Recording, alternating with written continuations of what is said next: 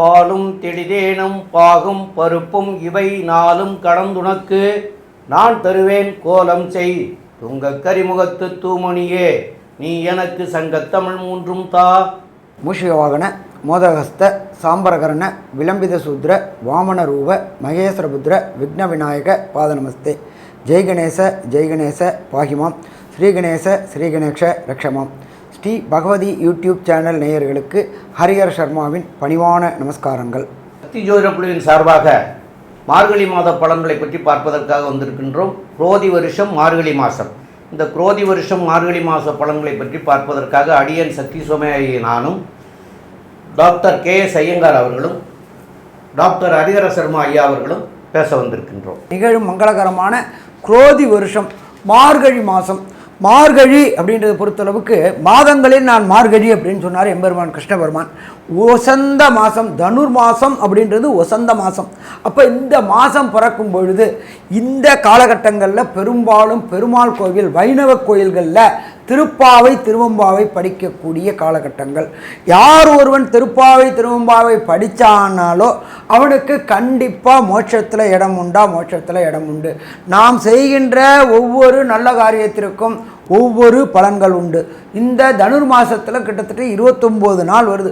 இந்த 29 நாளுமே பிரம்ம முகூர்த்த நேரம் அப்படின்றத பொறுத்தளவுக்கு கார்த்தால 4லேருந்து 6 வரலும் பிரம்ம முகூர்த்த நேரம்.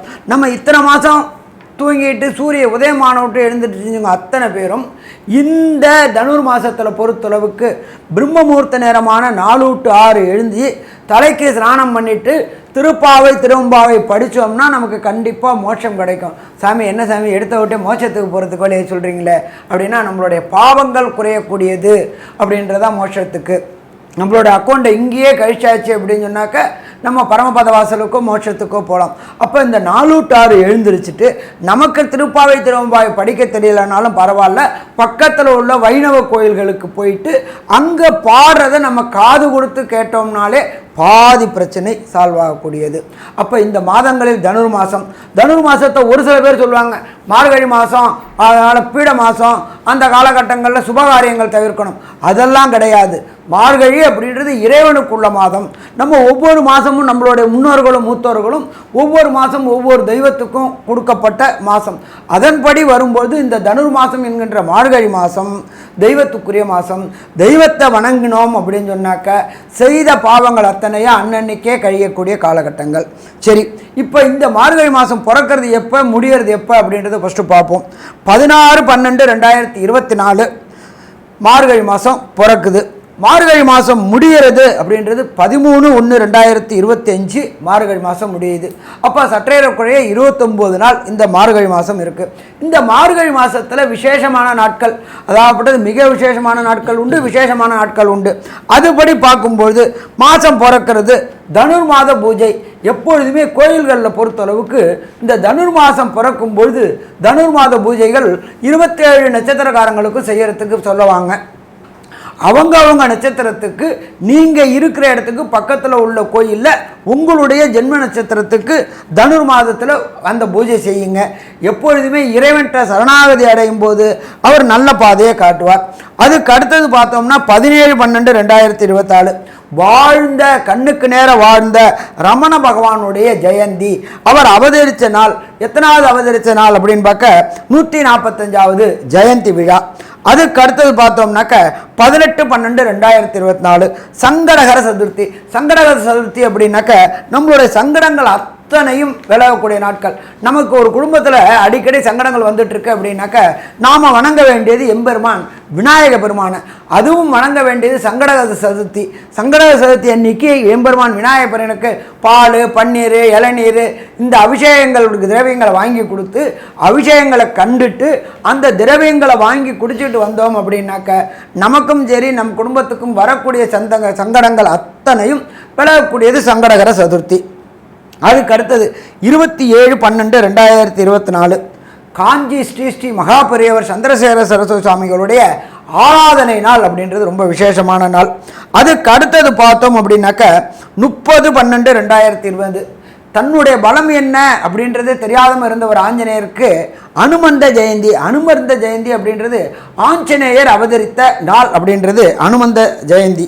அதுக்கு அடுத்தது பார்த்தோம் அப்படின்னாக்க 2/1/2025 ஸ்ரவண விரதம். ஸ்ரவணம் அப்படின்னாக்க திருவோண நட்சத்திரத்துக்கு பேர் ஸ்ரவணம்னு சொல்லுவோம். ஸ்ரவண விரதம் இருக்கக்கூடிய நாள். அதுக்கு அடுத்தது பார்த்தோம்னாக்க 10/1/2025 வைகுண்ட ஏகாதசி. பரமபாத வாசல் என்கின்ற சொர்க்க வாசல் திறக்கக்கூடிய நாள். வருஷத்துக்கு ஒரு ட்ரிப்பு இந்த மார்கழி மாதத்தில் வரக்கூடியது வைகுண்ட ஏகாதசி. அன்னைக்கு காலையில் பொறுத்தளவுக்கு 4 மணிக்கு எழுந்திரிச்சா சொர்க்க வாசல் திறந்து அந்த சொர்க்க வாசலை கண்டுட்டு எம்பெருமானை கண்டு தொழுதுட்டு வந்தோம்னாக்க அந்த ஆண்டு ஆனந்தமான ஆண்டாக இருக்குமா, ஆனந்தமான ஆண்டாக இருக்கும். அதுக்கு அடுத்தது பார்த்தோம் அப்படின்னாக்க 12/1/2025 ஸ்ரீ நடராஜருக்கு அபிஷேகம். இங்கே தமிழ்நாட்டில் மட்டுமில்ல, இந்தியாவில் உள்ள அத்தனை நடராஜருக்கும் அபிஷேகம் பண்ணக்கூடிய நாள். பெரும்பாலும் பார்த்தோம் அப்படின்னாக்க ஈஸ்வரனுக்கு பெரும்பாலும் அவ்வளோ தூரம்லாம் அபிஷேகம் பண்ண மாட்டாங்க. ஒரு சில காலகட்டங்களில் அபிஷேகம் பண்ணுவாங்க. எம்பெருமான் நடராஜர் விக்கிரகத்துக்கு அபிஷேகம் பண்ணக்கூடிய நாள். அதுக்கு அடுத்தது பார்த்தோம்னாக்க 13/1/2025 ஆருத்ரா தரிசனம். ஆருத்ரா அப்படின்னாக்க பஞ்சக்ஷேத்திரம் இருக்குது. அந்த பஞ்சக்ஷேத்திரத்தில் உள்ள ஈஸ்வரனுக்கு ஆருத்ரா தரிசனம் பண்ணுவாங்க. இந்த ஆருத்ரா தரிசனம் அப்படின்ற பொறுத்தளவுக்கு நம்மளுடைய தென் கைலாயம் என்கிற சொல்கின்ற சிதம்பரத்தில் ரொம்ப விசேஷமானது. அந்த திரையை விலக்கி எம்பெருமான ஈஸ்வரனை காக்கட்டக்கூடிய நாள். அப்போ ஈஸ்வரனை பார்த்தாச்சு அப்படின்னாலே அண்டம் பிண்டம் எல்லாத்தையும் பார்க்கக்கூடியவர். அவர் தன்னோட ஒரு காலனால அண்டத்தையும் பிண்டத்தையும் அளந்தக்கூடியவர். உலகத்தையே இயக்கக்கூடியவர் எம்பெருமான் ஈசன். அந்த ஈசனுடைய நாள். ஒவ்வொருத்தருக்கும் ஒவ்வொரு நட்சத்திரத்தில் பிறந்தாலும் எம்பெருமான் ஈசனை பொறுத்தளவுக்கு பிறப்பு இறப்பு அற்ற நிலை உள்ளவர். அவருடைய ஆருத்ரா தரிசனம் நாள் அப்படின்றது ரொம்ப ரொம்ப விசேஷம். சாமி, இதை தவிர வேற ஏதாவது விசேஷம் உண்டா? கண்டிப்பாக உண்டு. ஆங்கில புத்தாண்டான 1/1/2025 அதுதான் ஆங்கில புத்தாண்டு பிறக்குது.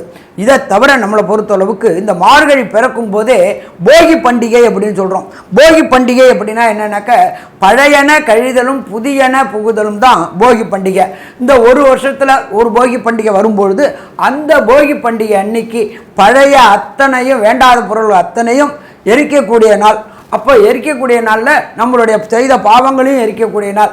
அதுக்கப்புறம் பார்த்தோம்னா பொங்கல் வருது, வரிசையாக வருது, அது தை மாதத்தில் வருது. அப்போ 1/1/2025 இந்த மார்கழி மாதத்திலேயே புது ஆண்டும் பிறக்குது. சரி, இந்த காலகட்டங்களில் என்னென்ன கிரகங்கள் என்னென்ன நிலையில் இருக்குதுன்றதை பார்ப்போமா? ரிஷபராசியில் எம்பெருமான் குரு பகவான் வக்ரகதியில் இருக்கார்.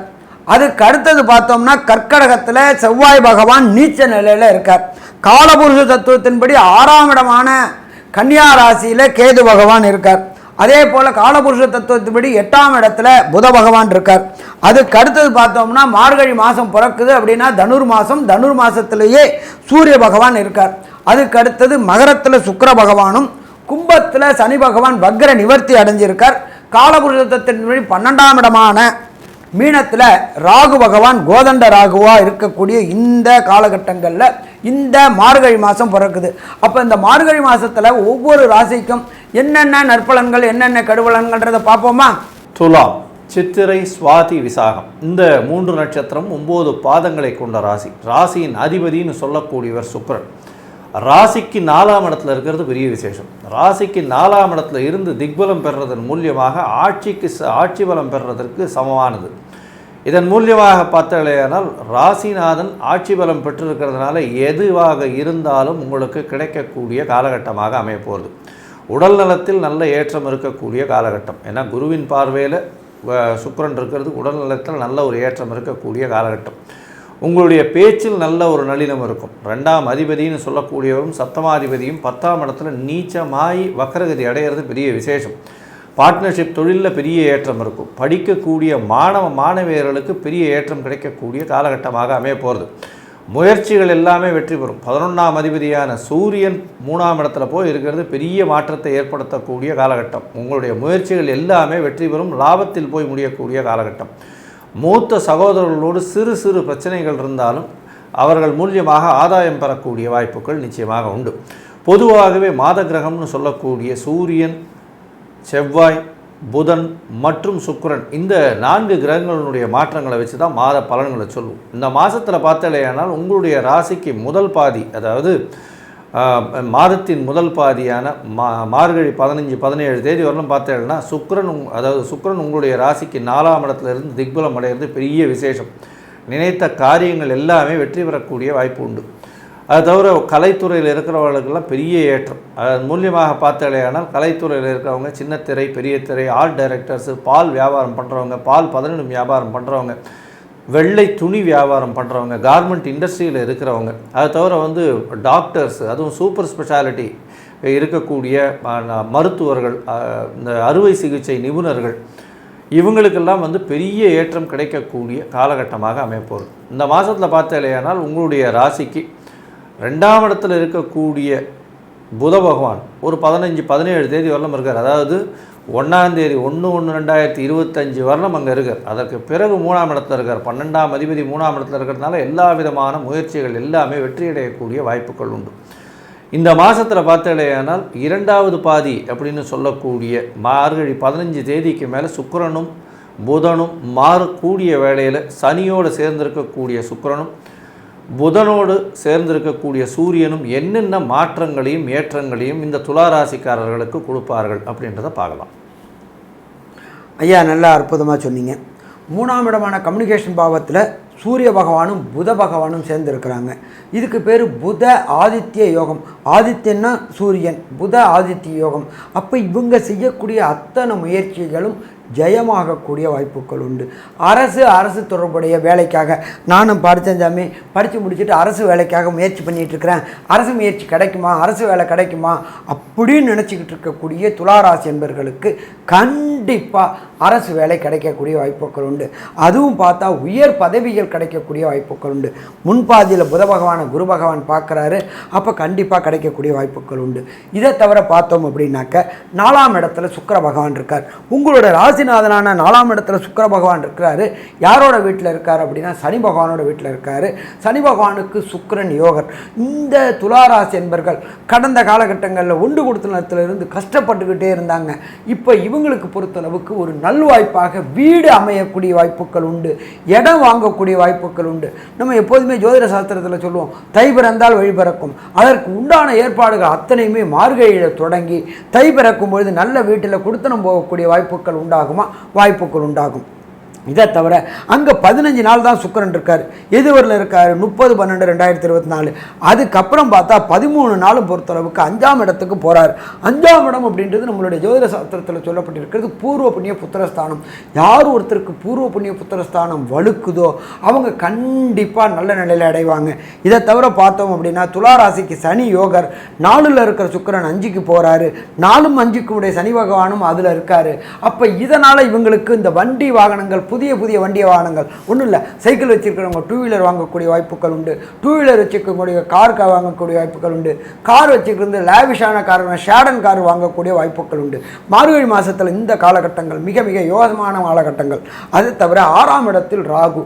கெட்டவர் கெட்டிடும் கிட்டிடுமாம் ராஜயோகம். இயற்கை அசுபரான ராகு 6ஆம் இடத்துல இருக்கிறதுனால இதுவரை துளாராசியை சேர்ந்த நண்பர்களுக்கு வேலைக்காக முயற்சி செய்துட்டு இருந்தவங்களுக்கு நல்ல வேலை கிடைக்கக்கூடிய வாய்ப்புகள் உண்டு. வேலை கிடைச்சி அதை கான்ட்ராக்டில் செஞ்சுட்டு இருந்தவங்களுக்கு பர்மனெண்ட் வாய்ப்புகள் உண்டு. பதவி உயர்வு, பண வரவு ரெண்டுமே உண்டு. உங்களுடைய மேலதிகாரிகளால் இதர கடந்த காலகட்டங்கள் அவமானங்களும் அசிங்கங்களும் பட்டவங்களுக்கு அந்த அசிங்கங்களை விட்டு வெளியில் வரக்கூடிய வாய்ப்புகளும் உண்டாகும். இதை தவிர பார்த்தோம் அப்படின்னு சொன்னாக்க 10ஆம் இடமான ஜீவனஸ்தானத்தில் செவ்வாய் பகவானானவர் 2க்கும் 7க்கும் உடையவர் வக்கரம் பெற்று நீச்சம் அடைஞ்சிருக்காரு.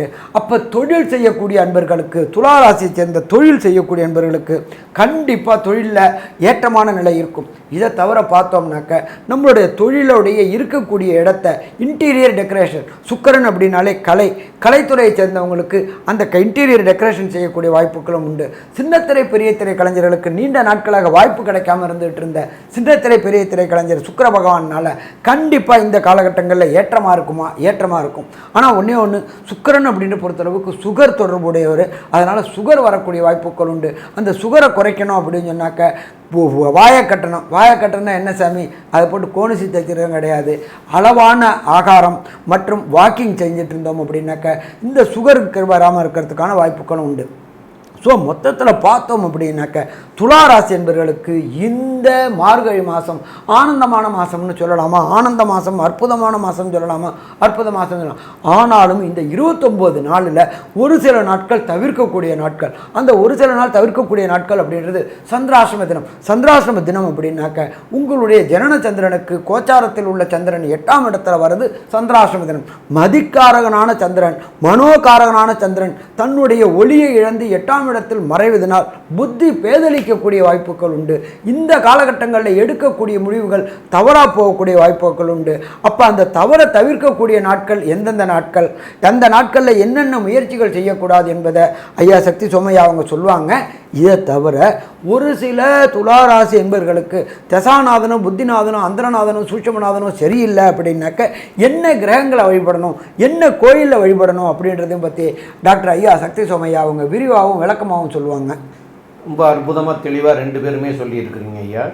இப்போ இந்த சந்திராசிரம தினங்கள் அப்படின்னு சொல்கிறது என்னன்னு கேட்டிங்கன்னா, உங்களுடைய ராசிக்கு 8ஆம் இடத்துல வந்து சந்திரன் சஞ்சரிக்கக்கூடிய காலத்தை வந்து சந்திராஷ்டம தினம் அப்படின்னு சொல்லுவோம். இந்த 8ஆம் இடத்துக்கு சந்திரன் போகிற போது உங்களுடைய மன தடுமாற்றங்களை ஏற்படுத்துவார். அதாவது நிதானம் இருக்காது. அப்போ நிதானம் இல்லாமல் நீங்கள் எடுக்கக்கூடிய முடிவுகள் வந்து தவறாக போயிடும். அந்த தவறாக போகாமல் இருக்கிறதுக்கு அந்த நாட்களில் தவிர்த்திங்கன்னா உங்களுக்கு தவறாகாது. அதனால் அந்த நாட்களை வந்து தவிர்க்கிறது மிக மிக நல்லது. அப்போ அந்த நாட்கள் என்னைக்கு வருது அப்படின்னு பார்க்குற போது இந்த தனுர் மாதத்துல உங்களுக்கு வரக்கூடிய நாட்கள் அப்படின்னு சொல்லக்கூடியது வந்து 9/1/2025 இரவு 8:10 ஆரம்பமாகுது. அன்னைக்கு வியாழக்கிழமை. 10/1/2021 வெள்ளிக்கிழமை. 11/1/2025 சனிக்கிழமை இரவு 11:25 வரைக்கும் இருக்குது. ஆக இந்த 2.25 நாட்கள் வந்து சந்திராஷ்டம தினம். இந்த சந்திராஷ்டம தினங்களில் விளக்க வேண்டியது என்னன்னு கேட்டிங்கன்னா, யாருக்கும் ஜாமீன் கையெழுத்து போடக்கூடாது, அதே போல் பொறுப்புகள் ஏற்றுக்கிறக்கூடாது, அதுபோல் பிரயாணங்களுக்கு வந்து கண்டிப்பாக செய்யக்கூடாது. பிரயாணங்களை தவிர்க்கிறது மிக மிக நல்லது. அதுபோல் புதிய முயற்சிகள் எதுவும் செய்ய வேண்டாம்.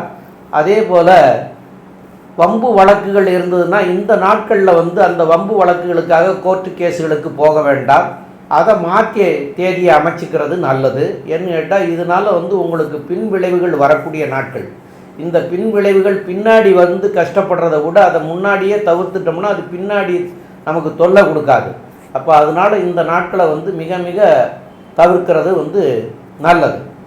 மேலும் வந்து உங்களுடைய ஜாதக பிரகாரம் உங்களுக்கு என்ன திசை நடக்கிறது, என்ன புத்தி நடக்கிறது, என்ன அந்தரம் நடக்கிறது, என்ன சூட்சமும் நடக்கிறது, இதெல்லாம் உங்களுடைய கோச்சார ரீதியில் உள்ளதை நாங்கள் சொன்னோம். உங்களுடைய ஜாதக பலன் தான் சரியாக இருக்கும். அப்போ இந்த ஜாதக பலன் பிரகாரம் உங்களுக்கு நல்லதாக நடந்துட்டு இருந்ததுன்னா எந்த ஒரு பிரச்சனையும் இருக்காது. நல்ல திசை புத்தி அந்தரம் இதெல்லாம் சூட்சமும் இதெல்லாம் நல்லபடியாக நடந்தால் எந்த விதமான கெடுபலன்களும் வரப்போகிறதில்லை. அதுகள் வந்து கெடுபலனாக இருக்கக்கூடிய கிரகங்களுடைய தசா புத்திகள் நடந்ததுன்னா அது என்ன கிரகமோ அந்த கிரகத்திற்குண்டான கிழமை அன்னைக்கு அந்த கிரகத்திற்கு உண்டான நவகிரகத்தில் இருக்கிற தெய்வத்துக்கு போய் வழிபாடு செய்யுங்க. கண்டிப்பாக அதனால் இருந்து உங்களுக்கு நல்வழி கிடைக்கக்கூடிய வாய்ப்புகள் மிக மிக அதிகமாக இருக்கும். அது உங்களுக்கு தெரியாட்டால் உங்களுடைய அருகாமையில் இருக்கிற ஜோசியரை போய் கேட்டு தெரிஞ்சுக்கணும். அதுக்குண்டான கிரகத்துக்கு வழிபாடு செய்கிறது சால சிறந்ததாக இருக்கும். இது வந்து தனுர் மாதம் அப்படின்னு சொல்கிறாங்க, அதாவது மார்கழி மாதம்.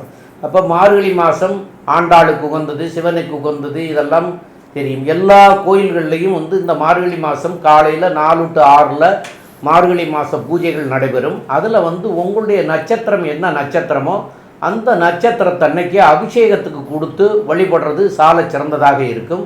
இந்த மார்கழி மாதம் 29 நாளுமே காலையில் 4 மணியிலிருந்து 6 மணிக்கு போய் தெய்வத்தை வழிபடுறதும் சால சிறந்ததாக இருக்கும். மேலும் உள்ள விவரங்களை பற்றி நம்முடைய டாக்டர் கே ஐயங்கார் அவங்க சொல்லுவாங்க. ஐயா, துலா ராசியை பொறுத்தவரையிலும் ராசிநாதன் 4ஆம் இடத்தில் திக்பலம் பெறுறது பெரிய விசேஷம். நினைத்த காரியம் நினைத்த இடத்தில் நினைத்த நேரத்தில் நடக்கக்கூடிய வாய்ப்பு, படிக்கக்கூடிய மாணவர்கள் வெற்றி வாய்ப்பு வரக்கூடிய வாய்ப்பு, புதிய வீடு மனை வாங்கக்கூடிய வாய்ப்பு, தாயின் உடல்நிலையில் நல்ல ஒரு ஏற்றம் இருக்கக்கூடிய வாய்ப்பு, படிக்கக்கூடிய மாணவர்கள் நல்ல ஒரு ஏற்றத்தை கிடைக்கக்கூடிய காலகட்டம். 6ஆம் இடத்தில் இருக்கக்கூடிய ராகு போட்டிகளில் வெற்றியை கொடுக்கக்கூடிய வாய்ப்பு. உங்களுடைய ராசிக்கு 5ஆம் இடம் வலுப்பெற்று போகிறதுனால, சனி பகவானோடு சேர்ந்திருக்கிறதுனால 2வது பாதியான மார்கழி மாதத்தில் குடும்பத்தில் நிச்சயமாக விருத்தி வரக்கூடிய வாய்ப்பு, அதாவது குழந்தை பிராப்தி ஏற்படக்கூடிய வாய்ப்புகள் நிச்சயமாக உண்டு. தொழிலில் நல்ல ஒரு ஏற்றம் இருக்கும். பேச்சில் நல்ல ஒரு கனிவு இருக்கக்கூடிய காலகட்டம். முயற்சிகள் எல்லாமே வெற்றி பெறக்கூடிய வாய்ப்பு நிச்சயமாக உண்டு. உங்களுடைய சகோதரர்கள் மூலியமாக நல்ல ஒரு ஏற்றமான செய்தி வரும். உங்களுடைய மூத்த சகோதரர்கள் மூலியமாக லாபங்கள் அதிகமாக இருக்கக்கூடிய காலகட்டமாக இருக்கும். ராசிக்கு 2-7 அதிபதி 10ஆம் இடத்துல இருக்கிறது பெரிய விசேஷம். தொழிலில் பெரிய ஏற்றம். 10ஆம் இடத்துல நீச்சமாய் வக்கரகதி அடைகிறதுனால தொழிலில் பெரிய ஏற்றம், பார்ட்னர்ஷிப் தொழிலில் பெரிய ஏற்றம், எதிர்பாலினத்தவர் மூலியமாக நல்ல ஒரு ஏற்றம் கிடைக்கக்கூடிய காலகட்டம். தாயின் உடல்நிலையில் நல்ல ஒரு ஏற்றம், தந்தையின் உடல்நிலையில் சற்று பின்னடைவு ஏற்படக்கூடிய வாய்ப்புகள் நிச்சயமாக உண்டு. இந்த மாதம் மொத்தமாக பார்த்தாலேயானால் துலா ராசிக்காரர்களுக்கு பெரிய ஏற்றம் இருக்கும். பணவரவிற்கு பஞ்சம் இருக்காது. உடல் நலத்தில் நல்ல ஒரு ஏற்றம் இருக்கும். உங்களுடைய முன்னோர்கள் வழிபட்ட கோவிலுக்கு சென்று வர்றது பெரிய ஏற்றத்தை கொடுக்கக்கூடிய காலகட்டமாக இருக்கும். மொத்தத்தில் பார்த்தாலேயானால் இந்த துலா ராசிக்காரர்களுக்கு இந்த மார்கழி மாதம் ஒரு பொன்னான மாதமாக அமையும் அப்படின்னு சக்தி ஜோதிட குழு சொல்லுது. நன்றி, நமஸ்காரம். ஸ்ரீ பகவதி யூடியூப் சேனல் பார்த்த அன்பர்களுக்கு நன்றி. இதே போன்று ஆன்மீக தொடர்புடைய, ஜோதிட தொடர்புடைய தகவல்களை தொடர்ந்து நீங்கள் பெற ஸ்ரீ பகவதி யூடியூப் சேனலை சப்ஸ்கிரைப் செய்யுங்கள். மற்றும் அருகில் உள்ள பெல் ஐக்கானை அதை அழுத்தினீர்கள் என்றால் தொடர்ந்து என்னுடைய சேனலை பார்க்க முடியும். நன்றி, நமஸ்காரம்.